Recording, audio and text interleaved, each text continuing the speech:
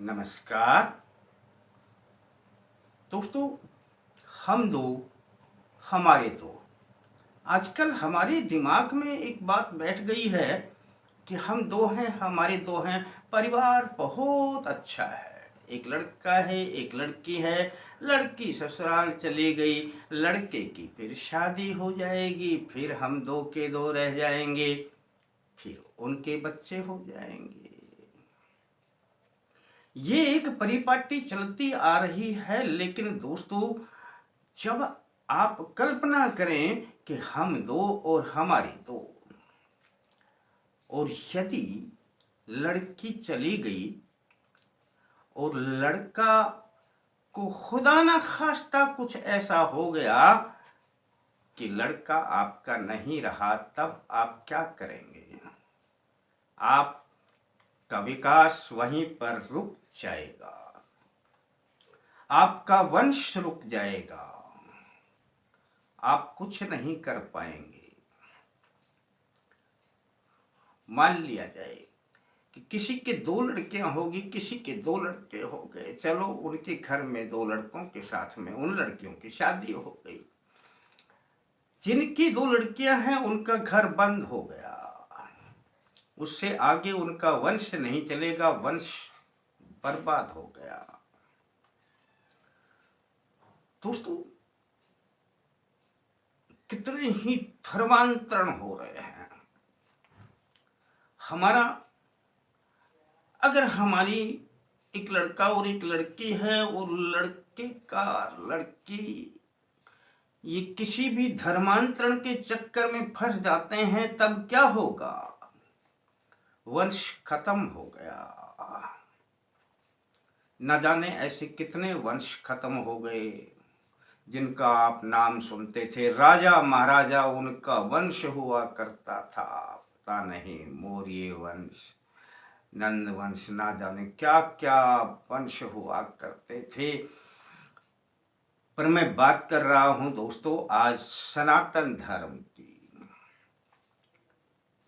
यह अगर यही हाल रहा तो खत्म होने के कगार पर आ जाएगा।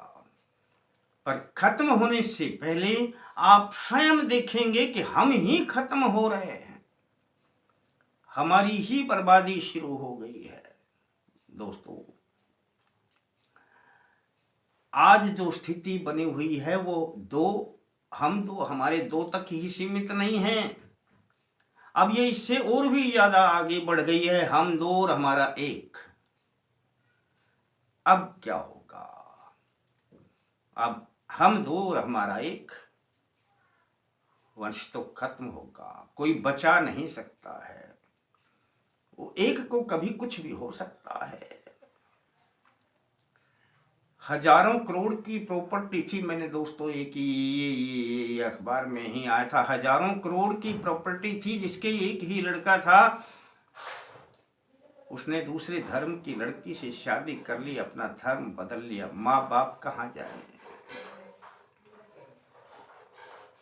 और दूसरे धर्म वालों ने उनको इस प्रकार से मोहित कर लिया कि अब वो बेटे के नाम की सारी संपत्ति धीरे धीरे करके उनके पास चली जाएगी। आगे क्या होगा ये तो भविष्य ही जानता है, लेकिन वर्तमान में बर्बादी शुरू हो चुकी है।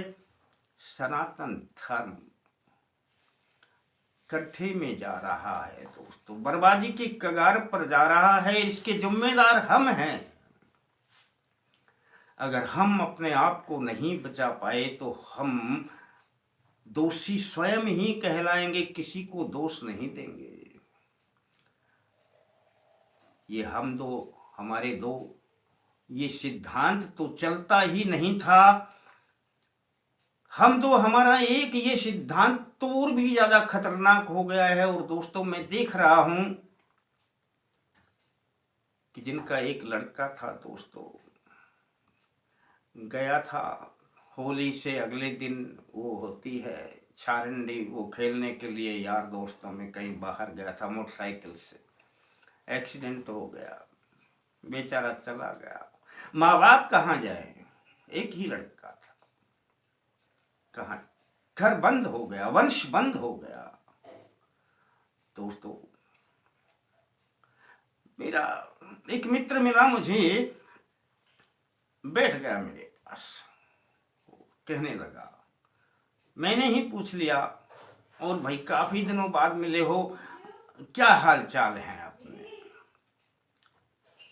कहने लगा, पंडित जी आपको मैं कैसा दिख रहा हूं। मैंने कहा ठीक हो, उम्र 72 साल है, पर आप लगते तो सही हो। मैंने आप वो बोले, जी आपको सही लगता हूं नहीं। मैंने कहा कि वो कैसे। तब उसने कहा कि मेरे पास 3 मंजिल की कोठी है, 3 मंजिल की। मेरी उम्र 72 साल, मेरी पत्नी की उम्र मेरे से 2 साल कम। मेरी पत्नी के पैरों में थोड़ा दर्द रहता है, चल फिर नहीं सकती। हमारी एक ही बेटी, उसकी शादी हो गई, वर्षों बीत गए, अब हमारी उम्र बढ़ती जा रही है। लड़की चली गई ससुराल, अब हमारी हालत क्या है आप जानते हैं दोस्तों। उसने जो कहा मुझे आज तक अब भी याद है। बोला हमारी हालत वैसी है कि मैं आपको बता दूं कि पिंजरे के पंछी रे तेरा दर्द ना जाने कोई, बाहर से चुप चुप दिखे तू अंदर अंदर रोए, तेरा दर्द ना जाने कोई।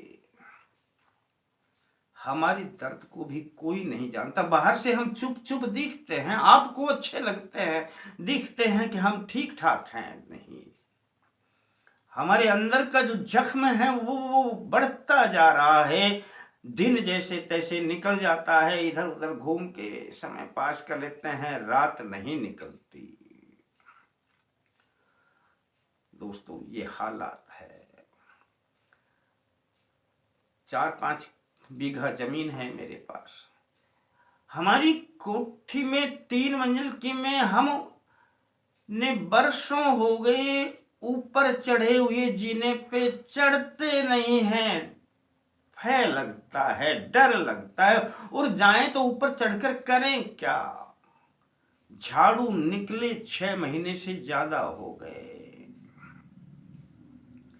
नीचे थोड़ा बहुत रहते हैं, उसमें सफाई कर लेते हैं, रह लेते हैं। दोस्तों इस प्रकार की विपदा वाले बहुत मिलेंगे मेरे पास।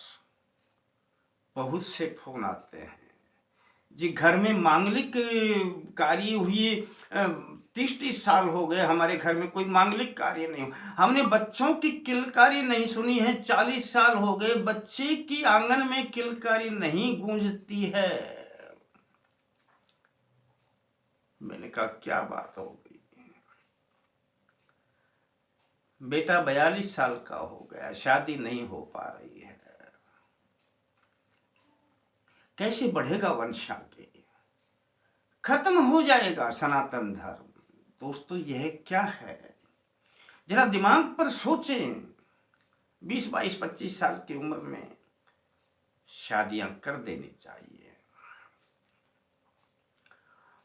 दोस्तों मैं जो बातें करता हूं वो इतनी हकीकत की करता हूं कि मनुष्य यदि एक बार गहराई से सोच ले तो वो स्वयं कहेगा कि हाँ गलती हमारी है। बार बार समझाया जाता है लड़के और लड़की में कोई अंतर नहीं है, हाँ नहीं है, वही आंख है, वही कान है, वही विचार है, वही शरीर है, भगवान की दोनों ही देन है, कोई अंतर नहीं है दोस्तों। पर लड़की ससुराल चली जाती है तब अंतर है, पर घर में लड़का नहीं है और लड़की ही है, वो ससुराल चली जाती है तब वंश नहीं बढ़ता, रुक जाता है, सनातन धर्म खत्म होने लगता है। अंतर है, मानना पड़ेगा। मन को बहलाने से कुछ नहीं होता कि अंतर नहीं है। छोटी छोटी बातें दोस्तों मैंने बताई, अपने वंश को, अपने सनातन धर्म को बचाने के लिए हमें बच्चे पैदा करने ही होंगे दोस्तों, अन्यथा इस पाप के भागी हम होंगे।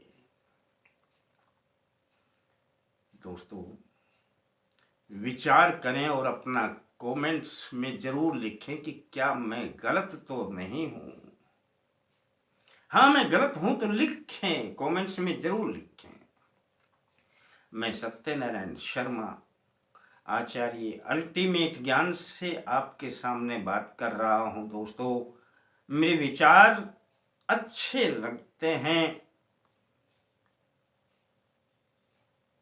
तो चैनल को सब्सक्राइब करने का मन बना लें। मन बनाने के लिए भी मुझे बार बार कहना पड़ता है, मर्जी आपकी है। फिर मिलते हैं दोस्तों नए अंक के साथ, तब तक के लिए जय माता दी।